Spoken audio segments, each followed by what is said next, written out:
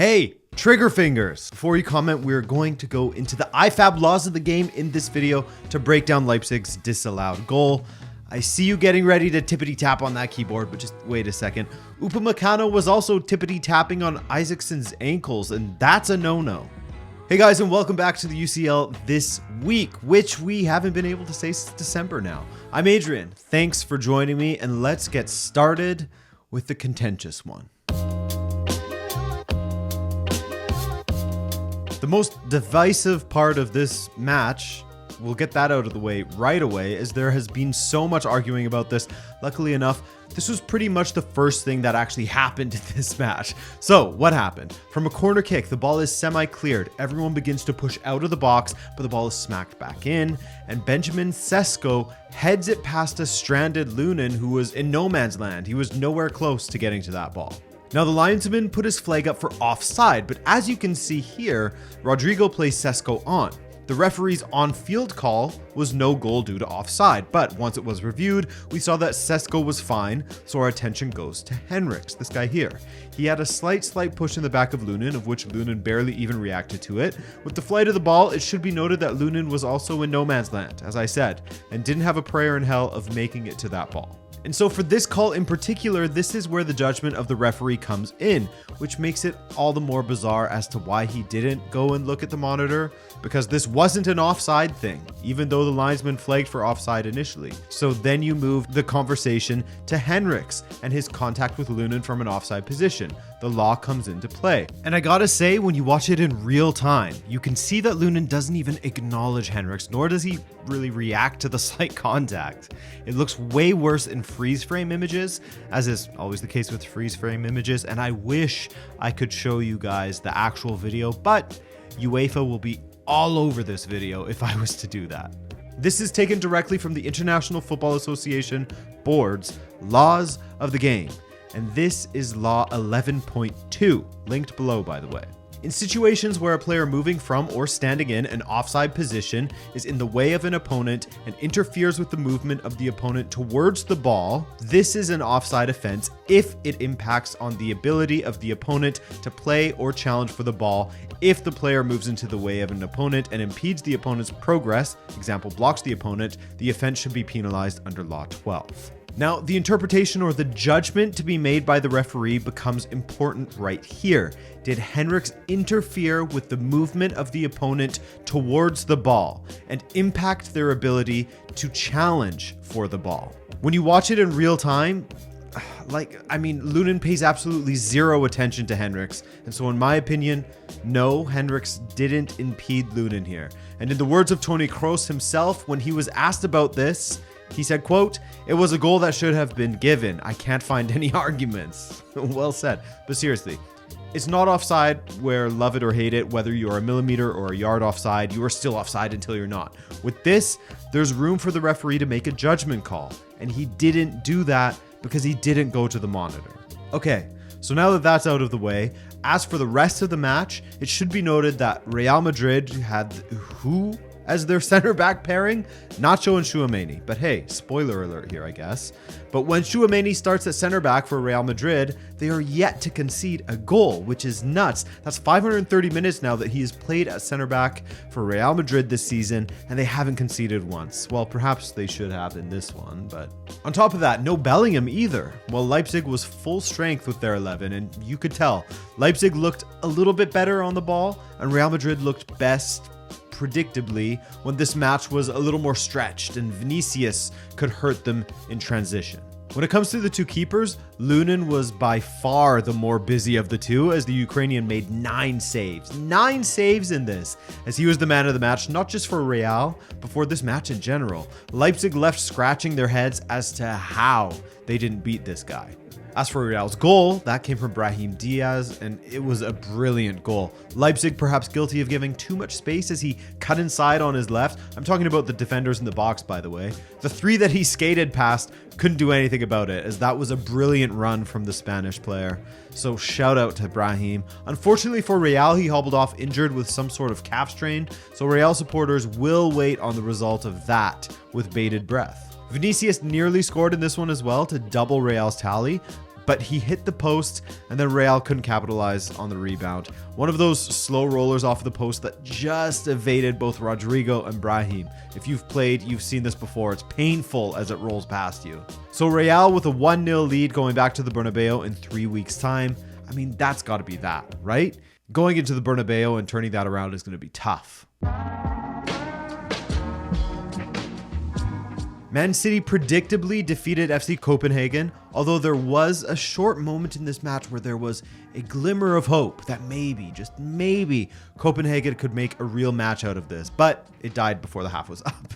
We'll get to that later, but John Stones playing in his third match since returning from injury. That's great for City. Yet another weapon is Kevin De Bruyne and Haaland are both back and fully integrated at this point. Speaking of De Bruyne, he was unbelievable once again. He opened the scoring with a calm finish right into that bottom corner. He has been absolutely incredible since returning to the City lineup at the beginning of January. He's featured in 7 matches. He has 6 assists, one of which he got in this game, and 2 goals, again, one of which was from this match.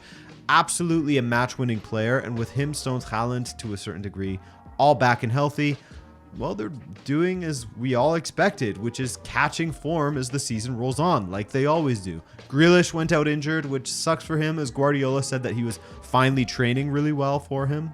Speaking of Haaland, by the way, he simply cannot buy a goal. He cannot make a purchase. His credit card is locked up. His transactions are not going through. Then again, he also leapt for an audacious volley instead of just heading the ball at one point. So there's that, right? But at least they have someone like Bernardo Silva who steps up and scores whenever City need him, as the last time he scored in the Champions League, yes, was in the knockout stages of last season. He's a big game player. Phil Foden with the other goal for City as his ridiculous run of form continues, and I think I may just do a video on him because I respect how he has conducted himself at City. He was always patient, even from a young age. Even when Guardiola was leaving him on the bench, he didn't seek to leave and get minutes elsewhere. And now look at him. 23, a boatload of trophies, and he's now one of City's most important players, fully ingrained in this side, fully understands Guardiola ball. Now, the one thing that was a blip for City was, of course, the goal they conceded, which came from a mistake by Ederson as he passed it straight to a Copenhagen attacker when they were playing it out from the back. Their attempt was blocked, but Madsen's bullet strike wasn't. Great strike. Unnecessary goal to concede, but no harm, no foul in the end. City take a 3-1 lead back to the Etihad. Yeah, that has to be done and dusted, right? If Copenhagen come back, that's one of the greatest comebacks. PSG and Real Sociedad from Paris, and it was a slow start for the hosts PSG. In the first 20 minutes, they had just one attempt, that from Mbappe, while Real Sociedad looked the far more potent team going forward. They contained PSG well in defense, and they slowly, meticulously picked their way through PSG's defenses. They had a fun set-piece routine that nearly worked. That would have been a funny goal, but a nice goal. That said, their biggest error was not scoring a goal against PSG in the first half when they had PSG on the back foot. You don't bury them, and with players like Mbappe at their disposal, what did PSG do? They buried Real Sociedad. So in the second half, Traoré gave away a corner to PSG, and as they thought the danger had been cleared, Mbappe snuck in the back post unmarked. A lot of people pointing to Kubo for falling asleep at the back post for that goal, but Traoré was the original man marking Mbappe, so kind of a double error from the man there. Still love the guy though. And later, PSG's second goal was another one of those goals that take a special kind of player to score. I know he had a rough start to his time with PSG, but Bradley Barcola has been a bit better of late. And the goal that he scored on the night was special. Skinned his defender with his pace and movement, then sliding the ball under the onrushing Alex Ramiro. Great goal from him, as like I said, he hadn't quite hit the ground running at PSG after looking so dangerous at Lyon last season. So, there's that word again, PSG with a 2-0 win over Real Sociedad, and I actually backed Real Sociedad to go through, but 2 brain farts in defense away from home will have likely cost them this tie. If they had gone back to San Sebastian with a draw or even a 1-goal deficit to turn around, I would still back them, but given their goal scoring issues, this is a tall order for Imanol's team right now. I swear Bayern's football is getting worse with every passing match. I swear, man, it's getting more unbearable. With all due respect to Lazio, in fact, with respect to even past Lazio teams compared to this current iteration, a normal Bayern team would have steamrolled them, no doubt about it. I mean, they did exactly that the last time these two sides met in the Champions League. But Thomas Tuchel's, he seemingly has instructed his Bayern team to just pass sideways. They're trying to draw boxes with their passes on the pitch. They don't play with any verticality, and they seemingly need to hit the training pitch with the focus on finishing at the moment, because from 17 attempts for Bayern, how many did Mr. Provedel have to save? Any guesses, guys? What would be a reasonable number? 3, 4... From 17 attempts, he didn't have to make a single save because Bayern didn't have a single attempt on target in that match. Truly dreadful, dreadful stuff from Bayern as this terrible run continues for them. And the divorce between Tuchel and Bayern feels even more imminent with all of the stories that are circulating right now. Tuchel offering himself to Barca, which, by the way, Barca do not take him. Run from him. As well as Flick living next to Uli Hoeneß and ready to step in, apparently. Maybe Flick could be the new Jupp Heynckes for Bayern. I don't know. Or maybe saying that is actually disrespectful to Jupp Heynckes. Anyway, the goal in this match came from who else but Ciro Immobile, and from where else for him these days but the penalty spot. Like I said in the preview to this, most of his goals are from the penalty spot this season, and he improved his ratio to 50% now. From the 10 goals he scored, 5 are from the spot. Attaboy Ciro Immobile. As a bonus for Bayern, Upamecano was sent off when he gave away the penalty for stamping on the foot of Isaacson. Well, foot/ankle/shin region, actually. I agreed with that red card. Your studs should not be there. You're endangering your opponent. Upamecano will not be there in the second leg to help his side come back from this 1-0 loss. So, at any other time, like I said, I would back Bayern to turn this kind of result around without question. I still am inclined to think that they will, given they will be playing at home and their pride is on the line, but I don't know, man. A lot will need to change in the 3 weeks until this fixture takes place. Who knows? Bayern may just have a new coach by then, and then they'll steamroll Lazio. We'll see. All right, guys, we have these matches to look forward to next week. Inter hosting Atletico, PSV hosting Dortmund, Porto play host to Arsenal, and Barcelona are going away to Napoli. So I hope you make it back next week for another Champions League review with me. Subscribe if you're new with notifications on to ensure you don't miss it. And other than that, have a great rest of your week. Ciao.